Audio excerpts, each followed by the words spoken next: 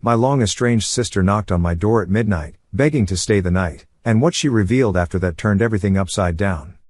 Emil, were chilling on the couch, watching a movie, when all of a sudden, I heard a knock on the door. I heard my estranged sister calling out to me for help. My sister, 24 years old and female, and I haven't spoken in 4 years, and I really can't stand her. I was very taken aback that she'd even shown up at my place or that she even knew where I lived. I was about to shoo her away and threaten to call the police when I realized she was actually asking for help, saying she was being chased and that I needed to let her in immediately, or else her life would be in danger.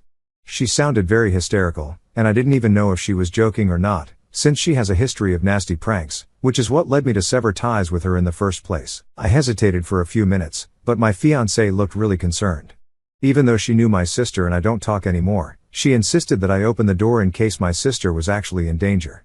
Without thinking much, I opened the door to her, and she barged in and slammed the door behind her. As soon as I let her in, I regretted it because she was smirking and holding some really old piece of paper in her hand, which she started reading out. She didn't waste a second either. She grabbed my fiancé by the wrist and was reading out the contents of that paper with great joy. I could see that my fiancé was just as confused as I was, and it took me a few seconds to process what she was reading out loud so happily. When I realized it and got over my initial shock, I immediately opened the door and pushed my sister out with all my might. I could still hear her continuing to read that letter outside the door and cackling like a maniac, like she'd done something hilarious. I yelled at her to get lost and that I was calling the cops, so she left, still laughing, but the damage had already been done, and my fiancé was pissed. What my sister was reading out was a love letter that my ex-girlfriend had written to me several years ago. I had tucked it away safely in a book at my parents' house and forgotten about it. The only problem was that my ex-girlfriend was my now fiancé's cousin, and I never told her the truth about it. That letter just confirmed that I told her a little white lie, so she's now furious about this, and rightfully so. The real reason I didn't tell my fiancé anything about the relationship I had with her cousin was because my fiancé has always been competing with her cousin ever since she was a kid. Unfortunately, she thinks she's always lost to her cousin. My fiancé thinks her cousin is prettier, has a better job, and gets more love from the family as well, so she's kind of insecure about it and has told me about it several times. We've been together for 3 years, and the first time she showed me a family photo from Christmas, I realized that this cousin of hers was my ex, but I didn't say anything because that would just heighten her insecurities regarding the rivalry. We'd just been dating for 3 months at that point, so I didn't say anything just to spare her feelings. When she introduced me to her family for the first time at Thanksgiving, I did meet her cousin, and it was tense and weird, but we didn't address it in front of my fiancé. I pulled my ex aside to talk about this when my fiancé wasn't around and requested her never to speak of our relationship when my fiancé is around and to keep me out of their rivalry and competition. She was a little annoyed but agreed to it, thankfully, for old time's sake. We just dated for 1 year when I was in college anyway, so it wasn't like we were very serious about each other either, so she agreed to keep it quiet. Unfortunately, my fiancé had walked in on us having that conversation but hadn't heard anything, luckily. She was really suspicious and didn't like the fact that I was even talking to her cousin and had caught on to the way we seemed to be familiar with each other already. The fact that she knew we went to college together and were close to each other didn't help the situation either. It took a lot of work, but I did convince her that I didn't know her cousin at all and was just being polite to her the other day. Since then, I've managed to keep this a secret only because I want my fiancé to be happy, because I want her to know that to me, she's the most beautiful and competent woman to ever exist, and nobody else matters. It's honestly and truly just a little white lie that I told her for her own good and to avoid making her feel even more insecure about her rivalry with her cousin. That's all it is, honestly. But yesterday, while reading that old letter, my psycho sister read out some things that only people who were close to me would know. She also made sure to mention that this letter was written by my ex, mentioning her by name, so my fiancé knows for a fact that this letter was written by her cousin, and it's totally real. There's just no denying the truth anymore. My fiancé is inconsolable and has been refusing to talk to me because I betrayed her and lied to her for years. She's been crying in the bedroom and has only come out for meals so far and has slammed the door in my face every time I've tried to talk to her and explain my reasons. I don't know how to make this right, and I really don't want to lose her. I love her more than life itself. I don't even know if what I did was right or not. Am I the asshole for lying to my fiancé about not knowing her cousin because I didn't want to make their rivalry worse? I did what you guys suggested and tried to talk to my fiancé through the bedroom door itself. Neither of us had been to work because of how devastating this was, and I was pretty desperate to make amends. So, I sat right outside her door and tried to explain my side of the situation to her.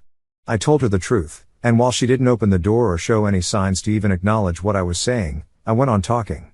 After I was done, she opened the door, and I could see that she'd been crying. Her eyes were all red and swollen, and I felt awful for being the one to put her in such a position where she had to choose between me and herself. I was literally on my knees, begging for her to forgive me and telling her that I would never, ever want to hurt her on purpose. I ended up crying as well because these past 2 days had been incredibly hard on me as well, and I had no one to blame apart from myself and, well, my sister too, a little bit, but mostly myself. She hugged me, and we ended up crying together for a bit. I held on for several minutes because this could very well be the last time she ever let me hug her at all, given what I'd done.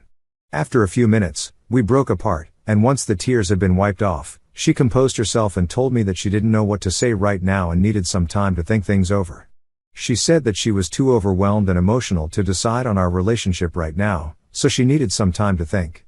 I asked her if she still loved me, and she reassured me that she did, so that's some consolation at least. I don't know what she's going to decide, but whatever her decision is, I'm going to respect it no matter what. I'm the one who messed up, so now I'm the one who has to face the consequences. It's all fair, and I've accepted it. Even if she decides to break off our engagement and dump me over this, I'll have to accept it. I know what I did was out of concern for her, but it doesn't change the fact that I lied to her for years and even forced our friends to keep this a secret. The only person who wasn't in my control, unfortunately, was my sister. Several people asked me why exactly I'd gone no contact with her all those years back. The reason was that my sister, at my birthday party, decided to pull a disgusting prank where she faked a medical report and told everyone that she was dying of cancer. So this might be the last birthday that she gets to celebrate with us, since she might not even make it to her own birthday next year. Everyone made a big deal of it, including myself, and she totally ruined my birthday. She only announced that this was all an elaborate prank 2 days later. She'd always had a reputation of being a prankster, but this was taking things too far in my opinion. That birthday was really special for me as well because it was the first time I was paying for everything myself, from the cake to the streamers. I had just started at my first job before that, so this was my little treat to everyone in my life, but she ruined it all for me just for attention. We had a huge fight over it, and then we just never spoke again because she refused to apologize for any of it either. My parents didn't like the prank either, but they decided not to intervene in our relationship because we were both adults now, and they didn't want to take sides, which seemed kind of ridiculous.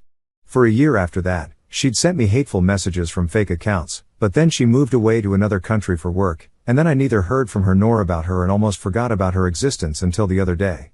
I called my dad a day after she showed up and asked why she was back here. He told me that she'd come back a week ago since she was relocating back here. She'd been living with them ever since she came back and had been going through all of our old stuff, since she didn't start her new job for another couple of days. They had no idea that she'd found that letter and would do something so psychotic just to stir trouble in my life. My dad thanked me for not pressing charges, but the truth is, I forgot about that only because my fiancé was so mad, or else I most definitely would have called the cops on her. I do still believe that I should have been honest with my fiancé, but God, I really wish my sister hadn't shown up at all. She ruined everything, which is what she always does, so I shouldn't be surprised. I just hope my fiancé forgives me because I can't imagine life without her anymore. We resumed our normal day-to-day activities after our last conversation, but things were still strained and weird between us, and all our conversations were short and painful. It felt even worse than when we weren't speaking, truth be told, but I was ready to wait for her to come around or break up with me, whatever she chose to do. Thankfully, she chose to stay with me. She sat me down this morning, since it was the weekend, and we were in no rush anyway. I was scared for my life when she started talking, very honestly. I really thought she was going to dump me now, but she said that she wanted to stay with me and make things work. She realized that the reason I'd even lied to her was because of this stupid rivalry that she had with her cousin. She told me that she blamed her aunt for it because, ever since she was a child, her aunt had always made it a point to compare her to her cousin and put her down, which just fueled the competition between the two of them. She'd grown up with her family close by, since most of them lived on the same block and were all neighbors, so they got together frequently, which meant she got compared to her cousin frequently as well. It was awful, but she got used to it, so she began to think that this was normal and didn't even grow out of it as an adult. She understood why I hid my past relationship with her cousin, and even though she doesn't think it makes it right, she understands, and she wants to give me another chance. I was overjoyed, and I ended up telling her all that I'd been thinking about in these past few days when she wasn't speaking to me. I told her that I'd never lied to her about anything else, and the only thing I'd ever wanted was for her to be happy. The only reason I'd lied to her about this was to protect her feelings, but now I know that it was kind of messed up on my part, and I truly was sorry for it. I'd said it 1,000 times already, and I was ready to say it another 1,000 times if that's what it took to make her stay. I told her how much I loved her and how she was the only woman I cared about. We ended up turning it into a really tearful and emotional conversation yet again, but by the end of it, I think both of us felt a lot better about getting our feelings all out there. I won't say that things are all back to normal now, but we're trying to make things better together. I know that we love each other enough and can make this work. She's decided to cut her toxic aunt and cousin out of her life altogether, so they're not invited to the wedding. This was a huge deal for her because her family is very close, so not inviting a relative to your wedding is a huge insult and could have serious repercussions. But when she told her parents about her decision not to invite them and explained why, her parents were really respectful and even sympathetic. They actually told her that they wish she'd told them all about this before, instead of dealing with the constant pressure to outdo her cousin all by herself, and maybe they would have been able to help.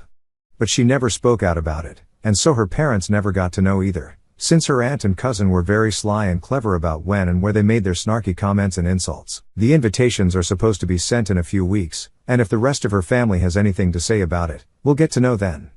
But my in-laws have told my fiancée that, no matter what, they're by her side. Seeing that really made me think that maybe it's about time that I told my parents about how I wanted them to stand up for me as well and make sure my sister doesn't ever bother me again. I'm sure it was them who had told her my address when she asked for it before she came by that day, but now I'm not interested in the past and only want to ensure nothing of the sort happens in the future. I want to make sure she doesn't have the opportunity to try anything funny at my wedding. So, I called my parents and told them that now it was about time that they picked a side, because my sister was old enough to understand what she was doing was messed up, and her pranks and jokes just weren't funny anymore. She needed to stay the heck away. I was even planning to file for a restraining order against her to make sure of it, because I just don't want her bothering me ever again. They tried to tell me that they didn't want to get involved in our petty fights, but I told them that there was nothing petty about these fights anymore. She was out of control and, very frankly, psychotic and scary. The way she'd behaved the other day was something only a maniac would do, and yet they were still letting her stay at their house. So, it was very clear to me that, whether they admitted it or not, they were supporting her in a way. I told them that they needed to pick a side now, because their being neutral had led to a lot of problems for me. They needed to step up as parents and stop letting their not-so-little girl be a crap human being. If they still weren't willing to get involved, then they didn't deserve to be involved in my life in any capacity at all. So, I gave them an ultimatum and told them that they could either kick my sister out, or I'd cut them off, because I was done letting them mollycoddle my sister after all the horrible things she did and pretend like they were being neutral when it was so obvious that they were only saying that to make me feel better, but they knew very well what they were doing.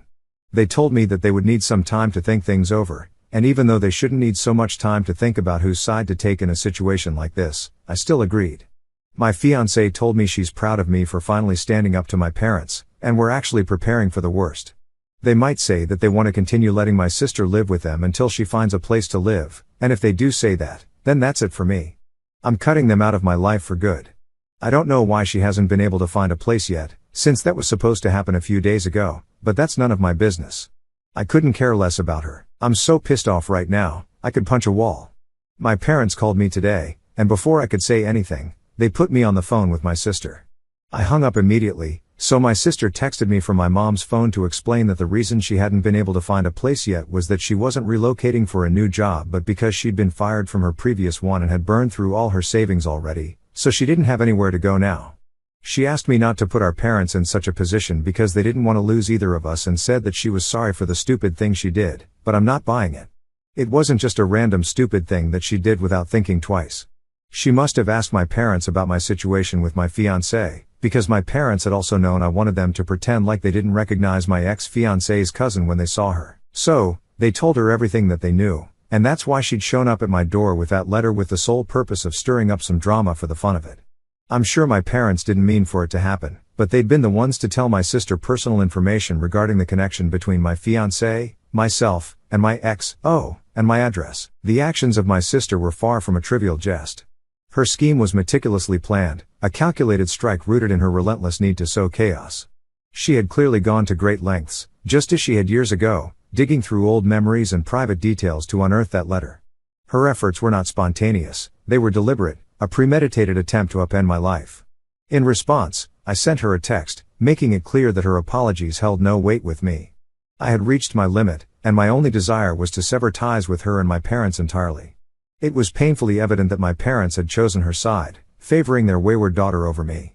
I accepted their decision, albeit with a heavy heart, and blocked their numbers to shield myself from further contact, at least for the foreseeable future. This morning, as I prepared to leave for work, my father appeared at my doorstep, his face a mix of frustration and sorrow. He revealed that my mother had been devastated since I blocked them, her tears a constant reminder of the rift I had created. He demanded that I apologize, not only to them but also to my sister, and work toward reconciliation. He accused me of insolence, branding me as a spoiled child tearing our family apart. His words struck me as utterly absurd, igniting a fire of indignation within me. I wasn't the one who had orchestrated this betrayal, I wasn't the one who had invaded someone's home with malicious intent. My anger boiled over, and we erupted into a heated verbal confrontation, our voices echoing through the quiet morning. Each accusation he hurled felt like a denial of the pain my sister had inflicted, a refusal to acknowledge the gravity of her actions. Thankfully, my fiancée, who had not yet left for the day, stepped in just as the argument threatened to spiral further. With a calm yet firm resolve, she told my father to leave, warning that she would not hesitate to involve the police if he and my sister persisted in harassing us. Her strength in that moment was a lifeline, grounding me when I felt consumed by rage. My father, undeterred, scoffed at her threat, claiming he feared no consequences. His defiance pushed me to a breaking point. With no other recourse, I physically ushered him out of our home, just as I had done with my sister days earlier. The act of forcing my own father out felt like a betrayal of everything I valued about family, yet his refusal to see reason left me no choice. My hands trembled with a mix of fury and guilt as I shut the door behind him. As he retreated, my father shouted that they wanted nothing more to do with me, declaring that they would not attend our wedding. His words, though meant to wound, brought an unexpected sense of relief. My fiancée and I exchanged a glance, silently agreeing that their absence might be for the best. The decision to pursue a restraining order against my sister and parents solidified in my mind. I had already reached out to my lawyer, and we planned to file the necessary paperwork tomorrow. The thought of taking such a drastic step against my own family weighed heavily on me, but their actions had left me with no alternative. My sister's calculated cruelty and my parents' refusal to hold her accountable had eroded any trust I once had in them. Reflecting on this ordeal, I couldn't help but wonder how things had spiraled so far. My sister's history of malicious pranks had always been a source of tension, but I never imagined she would stoop to such a level of vindictiveness. Her return to our hometown, armed with personal information my parents had carelessly shared, revealed a side of her that was not just mischievous but deeply destructive. My parents' neutrality, which I once saw as an attempt to remain impartial, now felt like tacit approval of her behavior. Their failure to intervene, to set boundaries for her, had enabled this chaos to unfold. I thought back to the years of silence between my sister and me, the way her pranks had escalated from childish to cruel, culminating in that devastating birthday when she faked a terminal illness. That moment had been the breaking point, the reason I cut her out of my life. Yet, even now, my parents seemed unwilling to confront the reality of who she had become. As I sat with my fiancée later that day, we discussed the future, not just our wedding, but the life we wanted to build together. Her unwavering support through this turmoil reminded me why I had fought so hard to preserve her trust. The pain of my lie about her cousin still lingered, but her forgiveness gave me hope that we could move forward. The decision to exclude my family from our wedding, while painful, felt necessary to protect our peace. I couldn't allow my sister's chaos or my parents' complicity to cast a shadow over our day. Filing the restraining order would be a final step in drawing a line, a declaration that I would no longer tolerate their intrusion into my life. Though the thought of cutting ties with my parents brought a pang of grief, I knew it was the only way to safeguard the future I envisioned with my fiancée, a future built on trust, love, and the freedom to live without fear of betrayal.